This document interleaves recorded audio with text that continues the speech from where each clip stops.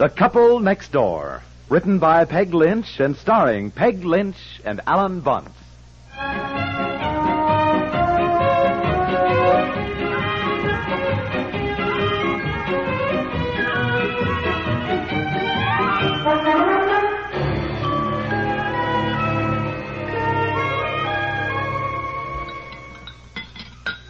Dear, could you come out the kitchen a minute? Yeah, sure. You want to take the garbage out? Yeah, I don't want to, but I will. Then I thought you could finish drying the dishes while I get Betsy to bed. Oh, a little early, isn't it? Well, I have to talk to you. What's the matter? Well, You know, you've been sort of edgy ever since I got home tonight. Something wrong? yes, but I can't talk to you until Betsy's in bed. I don't want her to hear. Oh, what's the problem? Well, I can't talk to you now. Well, for Pete's sake, give me a hint or something. Where is Betsy? She's lying on the living room floor with her crayons and coloring book. She can't hear. Well, I found a folder today that belonged to that Wallace man. What? Mr. Wallace, the man from the modeling agency. The one who wants to take Betsy's picture for Tompkins Tonic. What's the matter with you? You act as though you'd never heard of him. I didn't get what you said you found. Oh, The what? a folder, a kind of an envelope folder. Must have dropped down behind the desk when Mr. Wallace was here last week. Yeah? Well, he has called me a couple of times to see if I had found it. And now that I think back, he was rather excited about it, but I looked all over, and I said I didn't have it, you know. Yeah. Well, I'm so mad at him. I'm just furious. Now, look, never, honey. Whatever it is, it can't be that important. Look, nothing is that important. Well, You know, I was thinking today, we get all excited about things. We ought to relax more and take it easy. We'll all live longer, you know. I am so mad at Mr. Wallace that I could just shoot him. No, honey, darling. Wait till you hear. When I was cleaning today, I found this big envelope, a really big sort of, manila-type envelope that opens on the side, you know. Yeah. Well, I thought it must belong to you. And I opened it up because I thought I'd phone you and tell you what was inside in case you needed it at your office, Oh, you know. yeah, sure. Well, I looked over the papers and some letters, and I couldn't make head nor tail of it. And then something caught my eye, and I started reading them. Well, did you know then they belonged to Mr. Wallace? I certainly did. Well, I hope you put everything right back in the envelope. I read everything in it. You shouldn't read other people's mail. What's the matter with you? That's a terrible thing to do. Honestly, I'm kind of surprised at you. I am, really. That's not like you at all. Now, you listen. Honey, I don't care what was in it. That is not a nice thing to do. Now, really, I'm a little shocked at you. Don't you want to know what was in it? I do not. It's none of my business. No wonder you didn't want Betsy to know that her mother had been snooping Well, I'm into... going to put Betsy to bed, and then whether you want to hear what was in that envelope or not, I'm going to tell you.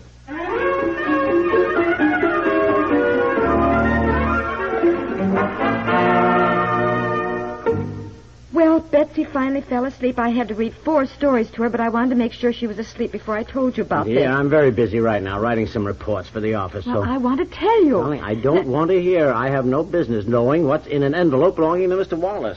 I wasn't joking when I said that I was shocked at you. I am, really. Well, certainly do not care to hear any more about it. Well, all right. All right. Well, I guess I'll read the paper. What'd you do with it? Oh, it should be a write-up on the Wilkins girl. She got married today. Let's see. What was in the envelope?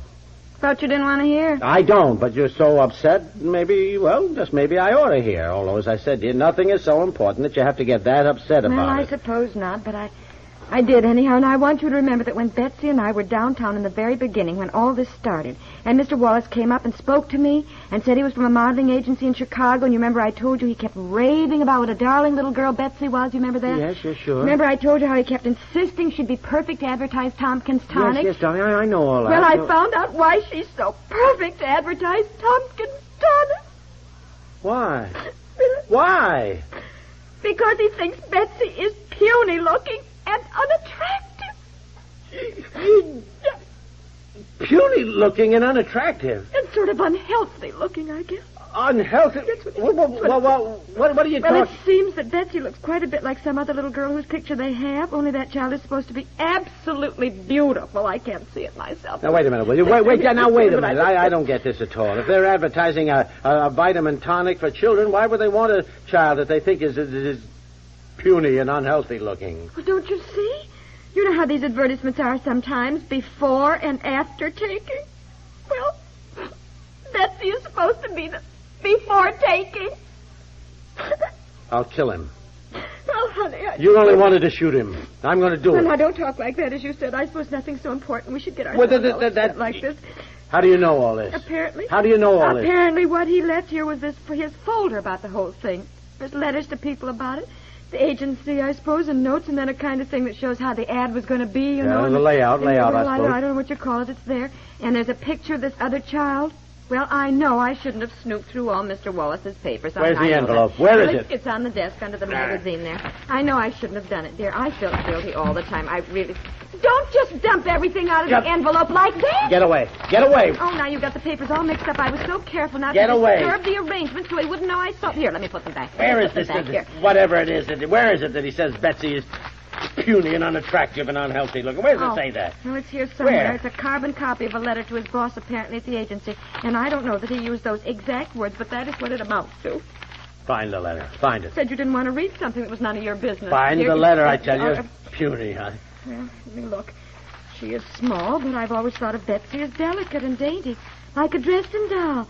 Why, our friends have always said that about her, you know. Unattractive, huh? Why, when she was down at your office the other day, your secretary said that Betsy was like a little fairy princess. And unhealthy looking. Just find me where it says that. Just a minute, I'm looking. Well, hurry up. Betsy does not have much color in her face, but I asked the doctor about that once, and he said not to worry. You know, some children have roses in their cheeks and some don't.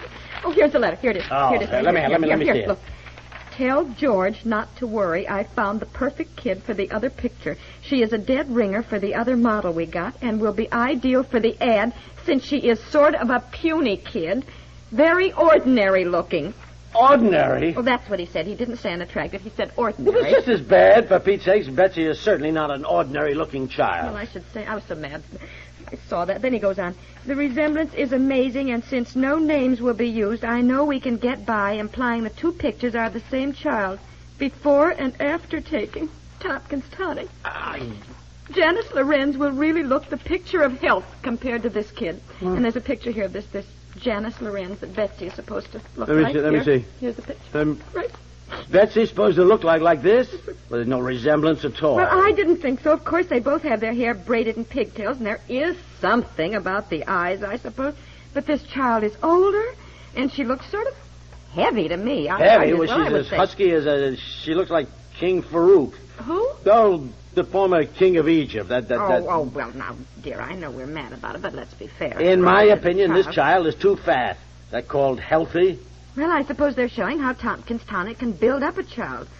She's supposed to be the picture of health compared to Betsy, I guess. Listen, is this Wallace guy in town now? Yes, he called today. He's bringing out the photographer tomorrow to take Betsy's picture since they didn't get it last week. Oh, didn't tell you the rest? Here, at the end of another letter. Wait a minute, where is it? He says something about us. About us? Yes. He calls us local yokels. Local yokels? Show me where he says that. Where's he saying that? Right here. I hate to deal with these local yokels who know nothing about this business, local but we need the kid. Yokels. Right there. The father, I doubt, will cause me much trouble, but you know how mothers can be when they want to show off their kid. They're a real pain in the neck. Well, that's the gist of it, dearie. Calls me a pain in the neck on top of everything else. Where's he staying? The Bradley Hotel. But you can't let him know we know, then he'll know we looked through his papers. I shall tell him we saw his papers and how we happened to do so. So, he doesn't anticipate any trouble with the father. Well, look, you just call a babysitter because we're going to call on Mr. Wallace.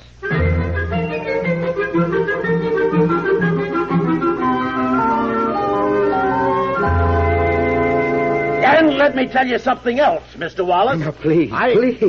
Let's lower our voices, eh? I wouldn't want the hotel to think I was having a wild party. Throw me out. Puny, calling my child. No, I didn't. Ordinary. Saying Betsy was an ordinary child. No, I didn't mean ordinary in that sense. And unhealthy looking. No, I never said that. No. Why, your daughter is an adorable child. Yeah. You've misunderstood. I didn't say she looked unhealthy. Now, let me explain. I will let you explain. Go ahead. Yes, I will. You see, what I meant was that your child is really quite beautiful, but I could tell the pictures never do her justice. I'm sure. Betsy takes wonderful pictures. Well, now, dear, she doesn't always. Well, Mr. Wallace is right about that. We have said many times pictures don't show how pretty Betsy really is. There, you see? And for our purpose, that's what we want, particularly since she does resemble the other model. Well, I'm not going to have an unflattering picture of my daughter shown in magazines all over, whether the names are on it or not. That is right. The deal is off. Come on, dear. Come on. We'll have nothing more to say to Mr. Wallace. If Tompkins Tonic is so wonderful, why do you have to fake your advertisements? Yes. It even sounds illegal. Look, don't even bother talking to him, dear. Come on. Just want to show him I can be a real pain in the neck. Yeah. Just a moment. I am truly sorry you both feel this way. I have done nothing illegal. This is done all the time. Why do you think I was willing to pay such a fantastic price? Because we've looked for a long time for just the right child. Now, my job depends on completing this deal. I should like to remind you that a contract was signed, and it's binding unless you wish my company to sue. Now, I have nothing more to say. Good night.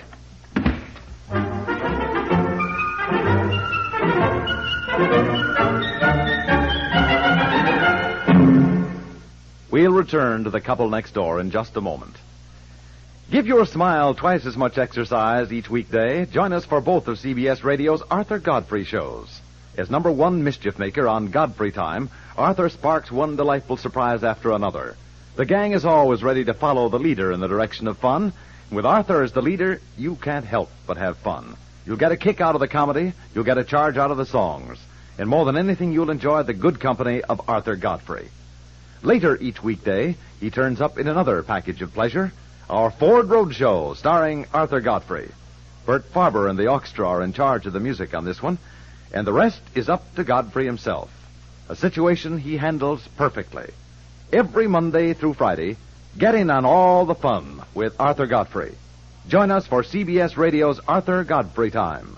Be with us later on in the day when most of these same stations bring you the Ford Road Show, starring Arthur Godfrey.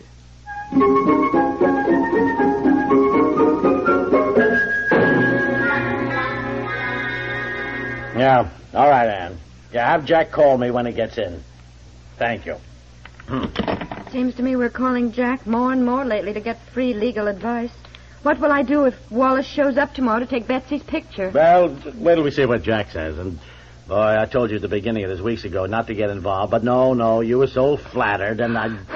Well, I'm sorry, darling. I didn't mean that. I guess I was just as flattered. And... Well, we've got to get out of it some way. Think of what it would do to Betsy psychologically if she ever saw the advertisement and understood it. Yeah, of course, Wallace as much as admitted they were going to use a bad picture of her. Well, contract or no contract, whatever they do, I won't let him take the picture, but that isn't what bothers me. Isn't Betsy attractive? I mean, I know she's not beautiful, but she is healthy, and she isn't puny. I mean, wouldn't you say she's dainty? Yes, of course. Of course she's dainty. Trouble is, how does any parent really know what his child looks like to other people? I've never heard of a mother or father who said, my kid is homely as a mud fence. Well, let this be a lesson to us. I have to laugh when I think of how we even daydreamed that somebody in Hollywood might spot Betsy's picture, you know, and it'd be... Yeah, well, honey, maybe we're lucky. We've learned early not to push Betsy into being something she isn't. Yes, dear. Oh, well, I think I'll get ready for bed. Puny. Now, honey, you have got to forget about it. But I just...